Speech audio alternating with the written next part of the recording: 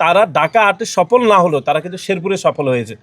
দেখুন, এমনিতে সারা দেশে ভোটের যে পরিস্থিতি, আমরা গতকালও আমি নোয়াখালী থেকে ফিরলাম, স্বাভাবিকভাবে আমার খুবই স্বাভাবিক মনে হচ্ছে, যদিও তারা ষড়যন্ত্র করছে। আপনি দেখেছেন যে শেরপুরের যে ঘটনা, এটিকে বিচ্ছিন্নভাবে দেখলে কোনো সুযোগ নেই। আপনি দেখেছেন ঢাকার যে 8 আসনের যিনি প্রার্থী হয়েছেন নাসিরউদ্দিন পাটোয়ারি, তিনি গত 1 মাস ধরে তার সকল প্রচেষ্টা চলমান আছে কিভাবে আমাদের যিনি দানের শীষের প্রার্থী জনাব মির্জা আব্বাসের বিপক্ষে তিনি ষড়যন্ত্র করছেন, কথাবার্তা বলে নেতাকর্মীদের উস্কে দেওয়ার পায়তারা করছেন, কিন্তু নেতাকর্মীরা অত্যন্ত শান্ত ব্যবহার করছে।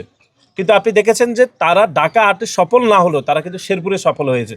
সেখানে আপনারা দেখেছেন যে আমাদের জনসমাবেশ চলছে, সেখানে বিএনপির নেতৃবৃন্দরা জামাত ইসলামের নেতৃবৃন্দকে বলেছেন যে আপনারা এই পথ দিয়ে যেন ওনাদের মিছিল না নিয়ে যান। এমনকি আমাদের একজন নেতা জামাত ইসলামের একজন প্রার্থীকে অথবা নেতাকে বলেছেন যে আপনার পা ধরে যে আপনি এই এলাকা এই পথ দিয়ে আপনি মিছিল নেবেন না।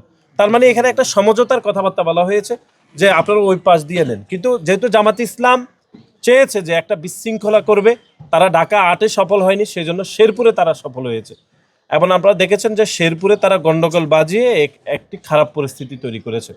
এবং দেখবেন, আপনি দেখেন যে ঢাকাতে শেরপুরের ঘটনার পরে যে এরকম একটা মর্মান্তিক ঘটনা ঘটলো, তারপরে ডাকসুর তথাকথিত শিবিরের নেতারা মিছিল করলেন এবং মিছিলের পরে জনসমাবেশে তারা হাসাহাসি করলেন। এই জন্য হাসাহাসি করছেন যে তাদের উদ্দেশ্য সফল হয়েছে, যে তারা ঢাকা আসে মারামারি করতে পারে নাই, কিন্তু শেরপুরে মারামারি করে তারা বিএনপিকে বিতর্কিত করতে পারছে বা ষড়যন্ত্র করতে পারছে। এই জন্য দেখবেন যে সেখানে ডাকসুর নেতারা মিছিল করে তারা কিন্তু হাসাহাসি করছে এবং সেটি গণমাধ্যমে, সামাজিক যোগাযোগ মাধ্যমে প্রকাশিত হয়েছে। আমরা কোনো ষড়যন্ত্রে কারো এরকম ফাঁদে পা দেব না। আমরা অত্যন্ত শান্তিপূর্ণভাবে ইলেকশন হচ্ছে, আমরা আশাবাদী। আমাদের দল এবং আমাদের দলের চেয়ারম্যান বারবার বলছেন যে সুস্থ নির্বাচন হতে হবে এবং আমাদের যারা নেতাকর্মী রয়েছেন, যারা ভোটার রয়েছেন, তারাও কিন্তু অত্যন্ত সুশৃঙ্খলভাবে সব কিছু মোকাবেলা করছেন। সুতরাং ষড়যন্ত্র যতই হোক, আমরা আশা করছি যে নির্বাচন অত্যন্ত সুস্থ হবে এবং যত ষড়যন্ত্র পায়ে পা দিয়ে ঝগড়া বিবাদ যাই করার প্রচেষ্টা থাকুক না কেন, আমরা অত্যন্ত ধৈর্য সহকারে জনগণের উপর আস্থা রাখতে চাই।